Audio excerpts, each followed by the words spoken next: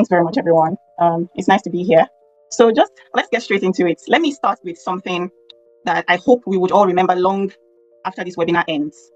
And that is that there is no single pathway. There's no single path to a career in sustainability. But there are successful paths. And today, my assignment is to show you that your path can be one of the successful paths. On the call today, we have some lovely people from the Environmental Connect community.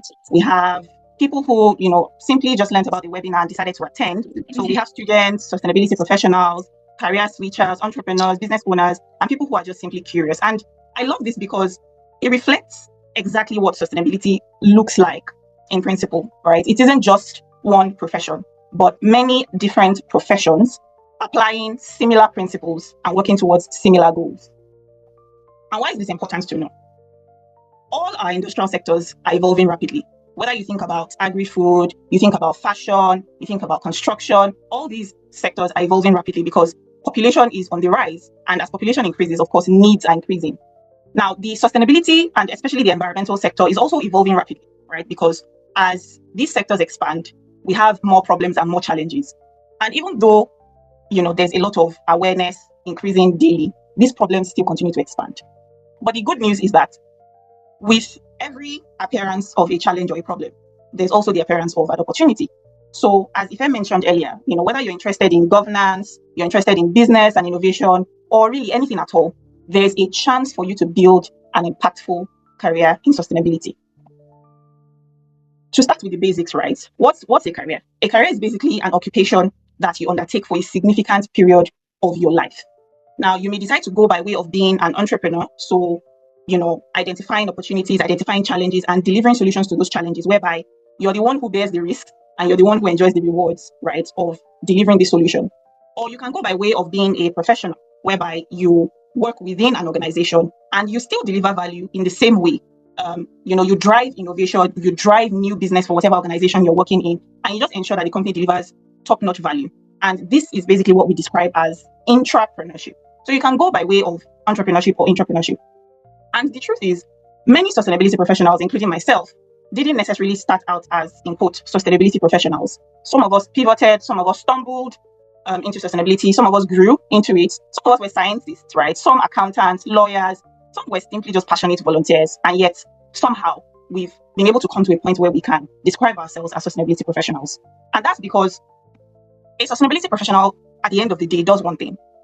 They help organizations, governments, or communities to balance environmental responsibility, social well-being, and economic development. So most times you would find that sustainability professionals either stay at the intersection of all these areas, trying to help all of these people balance these three areas, or sometimes they might choose one area and focus on it. So choosing environmental responsibility, for example, or social well-being or economic development, whichever way, it's still a shared responsibility.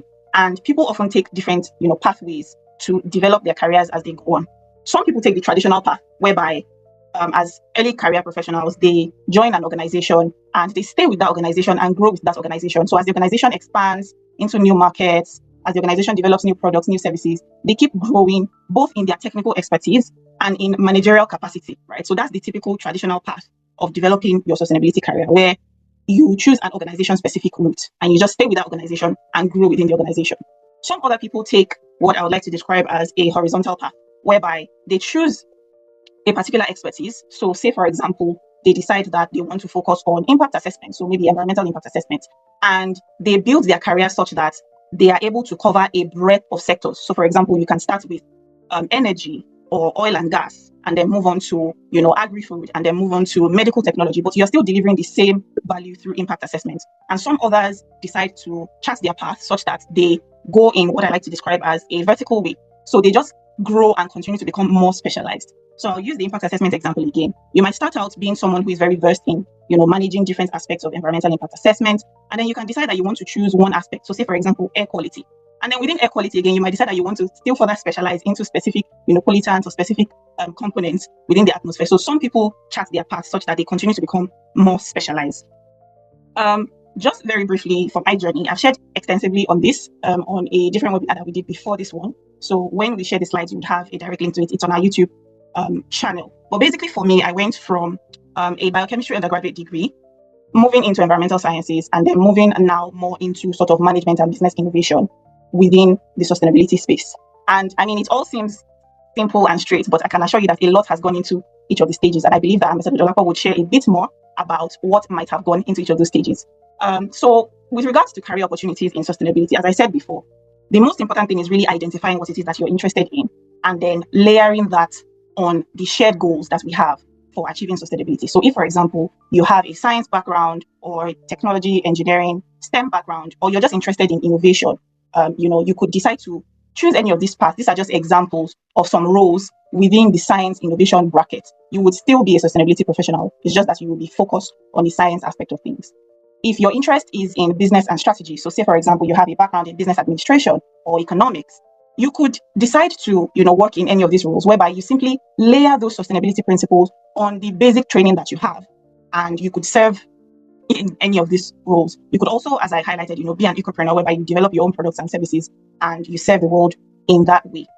Now, if you're interested in policy and development or law, or perhaps you even have a sort of law background or policy sort of background, you could layer specific sustainability, areas on that background. You could decide to be a climate policy analyst. You could decide to specialize within law and be an environmental lawyer. And if your interest is media and just really influencing people and serving people through, media, communication, different multimedia avenues, again, you could layer that interest or those specializations with sustainability and work in any of these roles that are on the screen. The most important thing in all of these journeys that you may choose to take, or all of these pathways that you may choose to take, is skills. So it's great to have your degree, but it's important to hold that degree in one hand and very intentionally hold your skills in the other hand. So whether these skills are transferable skills or technical skills. So transferable skills that you can gain from internships, from volunteering, and also just from other jobs at the moment that you're doing, because I'm aware that we have some career switchers. So don't despair, don't be discouraged. By all means, all of those transferable skills are very, very important. Leadership, collaboration, commercial awareness, all of these are skills that you would absolutely need to hold in one hand, in addition to whatever technical skills that you have. Before I go, I'd just like to highlight something as well, that before now, the typical way that people would build their careers would be to, start by doing a lot of different things, and then 10, 20, 30 years down the line, they now finally find that they have an identity and they can describe what it is that they are. What we are proposing is a more intentional way of building your career path, right? By really starting with that identity, and then based on that identity, building your story, building your habits, and building your actions and your skills. So the most important thing is start where you are right now. If you're not already learning sustainability basics, learn sustainability basics across economic sustainability, social sustainability, and environmental sustainability. Join interdisciplinary projects. It doesn't have to be paid. It could be unpaid projects. Someone is doing something in your community. Someone is asking for people to volunteer for an event. All of these help you to build skills. Volunteer strategically, follow policy, follow industry, follow the news, be on LinkedIn, see what it is that people are doing, and be well aware of what is going on and what opportunities exist. And finally, network intentionally. Seek out people who are doing what it is that you would like to do, follow them, learn their stories, seek mentorship, and just be intentional about networking. There's a place for you. Everyone has a role to play, as Ife said earlier. And there's always light, if only we're brave enough to see it, and if only we're brave enough to be the light. So thank you very much. Okay, so Morin, thank you so much. So I'd like to ask this question. For a student that is confused, I mean, we have so many students here that most times in Nigeria, most students, their course of study is not actually what they really want for themselves. Their parents either choose it for them, or because maybe based on their JAM results is what it was given to them. So if a student should find him or herself in such situation, how best can the student navigate through that? Okay, thank you very much for the question, Victoria. So what I would say is, whatever it is that your hands find to do it well. So I understand that different circumstances might have led you to a place where you're at the moment studying a course that you perhaps didn't want at the beginning. Two things I would say is, first of all, make sure that in that space that you are, you still do your best.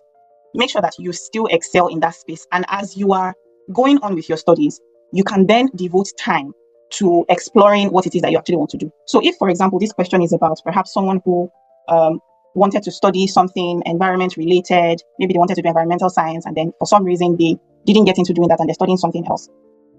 Excel in whatever it is that you're doing, but devote time to, listening to the news, attending events that people who are studying those things that you want to study are studying. Like I said, network intentionally, be in spaces where the professionals within the space that you actually want to work in actually stay. Read widely, and of course, you can also contact Converge to work with you to just map out how you can navigate and start off your career. Yeah. Thank you so much. Thank you so much, Maureen.